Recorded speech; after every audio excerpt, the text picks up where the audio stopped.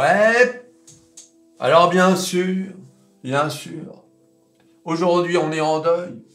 Orphée, vous vous souvenez d'Orphée, qui dormait dans le wagon de pleurniche? Bon ben, il nous a quittés Orphée aujourd'hui. Il nous a quittés avec un moins 91%. Et Orpea est à 18 centimes.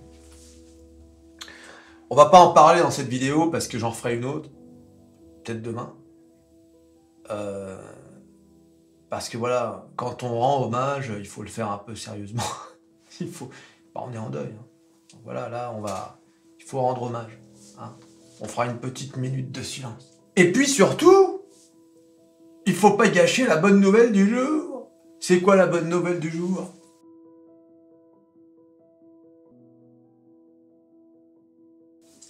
Pour savoir, il faut se rendre sur le plus grand, le plus extraordinaire site de bourse et de finance au monde. C'est pas moi qui le dis, c'est le Financial Times. Et ils l'ont dit. Aujourd'hui, vous n'êtes pas obligés, les gars. Ils m'ont dit non, si. Ils sont tellement gentils au Financial Times. J'ai nommé, bien sûr, métamorphose47.com. Regardez. L'inflation continue de ralentir aux États-Unis. Avec cette fois, regardez, une jolie blonde, il fait ses courses. Modération de l'inflation en octobre. L'indicateur de prix préféré de la Réserve fédérale. Ah oui, parce que le PCE, c'est l'indicateur préféré de Jérôme. D'ailleurs, aujourd'hui, il y a Christine qui a parlé. Christine. Et chaque fois qu'elle parle, l'euro chute. On est à 1,08 maintenant. On est à 1,10 chaque fois qu'elle parle. L'euro chute. C'est incroyable. Tu sais, les mecs d'Airbus, parce que vous savez, il faut savoir qu'Airbus est l'une des entreprises les plus sensibles au change euro-dollar. Plus l'euro est fort, plus Airbus perd de l'oseille. Et je me disais, il faudrait que Airbus invite Christine à parler tout le temps. L'indice des dépenses personnelles de consommation a révélé un ralentissement continu de l'inflation en octobre. La croissance d'une année sur l'autre de l'indice PCE était de 3%, en baisse par rapport aux 3,4% de septembre, ce qui correspond aux attentes. Jérôme doit être content. Le PCE de base, hors les catégories volatiles de l'alimentation et de l'énergie, a affiché une croissance de 3,5% sur un an, en baisse par rapport aux 3,7% du mois précédent et conforme aux prévisions des économistes. Ah, c'est des bonnes nouvelles, ça. Voilà, donc alors bien évidemment, hein, ce genre de données, qu'est-ce que ça dit? C'est une bonne nouvelle pour les marchés parce que ça peut inciter la Fed, bien évidemment, à être beaucoup plus cool sur la hausse des taux. Et ça, c'est important.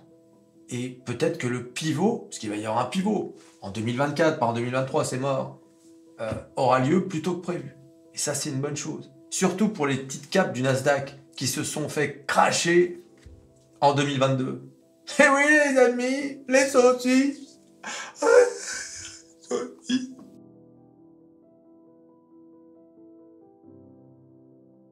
Voilà, sentiments et attentes du marché. Avant la publication officielle, les sentiments du marché ont changé, avec de plus en plus de spéculations selon lesquelles la Fed pourrait cesser de relever les taux d'intérêt. Des données économiques récentes indiquant une baisse de l'inflation parallèlement à une croissance économique soutenue ont contribué à cette perspective. Les prix du marché reflètent désormais une probabilité de 78% d'une baisse des taux d'ici la fin de la réunion de mai de la Fed. Imaginez un peu. Alors, il faut savoir que si on soupçonne, ce ne sera pas en mai qu'il y aura le boost, hein, ce sera avant. Hein. Tu sais comment ça marche la bourse. Buy the rumor et sell the news. Ça veut dire que si on soupçonne, ce sera avant la montée. Et au moment de la news, il n'y aura rien, il ne se passera rien. Donc c'est avant qu'il faut anticiper les hausses de... Hein. C'est pas quand tout est en haut. Ben oui, mais c'est pour ça, je vois les mecs, ouais, est-ce que tu crois que je peux encore investir? Oui, mais bon, peut-être un peu tard. Eh oui. Regarde, le mec qui a investi sur Nvidia à 500. T'as vu aujourd'hui Nvidia qui s'est pris une claque là? On est redescendu à 4,66. 466 $. Et donc, ce sentiment de la probabilité à 78%, une augmentation significative par rapport à la probabilité de 41% observée il y a à peine un mois. Il y a à peine un mois. Donc déjà, là, tu sens que le marché est confiant là. Confiant pour que... Voilà, mais de toute façon, c'est sûr qu'il va y avoir un pivot l'année prochaine. Sauf catastrophe. Le pivot. Oui. Il nous le faut, ce pivot. Il nous le faut. Hein. Parce que sinon, j'ai des saucisses qui traînent, elles vont jamais remonter. Hein. Jamais. Alors aujourd'hui, c'est pas une journée comme les autres hein, sur les indices. Le S&P 500 en légère baisse, le Dow Jones en hausse, 0,73, et le Nasdaq, regardez, moins 0,67 dans le rouge. Et regardez les valeurs, tout est rouge. Tesla d'ailleurs, qui a, je sais pas si vous avez vu là, j'ai publié sur mon Twitter, abonnez-vous à Twitter, une photo de l'usine de production, tiens regardez. Hein, Elon Musk a la production. Moi j'ai tweeté que ça me faisait penser, j'ai pas pu m'empêcher d'imaginer la musique de Dark Vador, tu sais.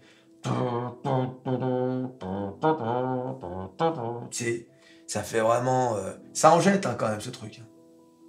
Alors après, je sais pas, j'ai vu des vidéos qui montraient que c'était pas très bien assemblé. Alors on va voir. Mais bon, ça c'est un défaut récurrent chez Tesla, hein, je crois. Hein. On va voir. On va quand même pas commencer à être négatif. Hein, parce que nous, ce qu'on veut, c'est du Tesla à 400 $. Hein, c'est ça qu'on veut. C'est pas autre chose. Donc là, non, c'est pas bon là. Hein.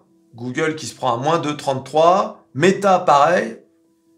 Voilà, bon, qu'est-ce que vous voulez hein, c'est une journée mitigée aujourd'hui. Hein.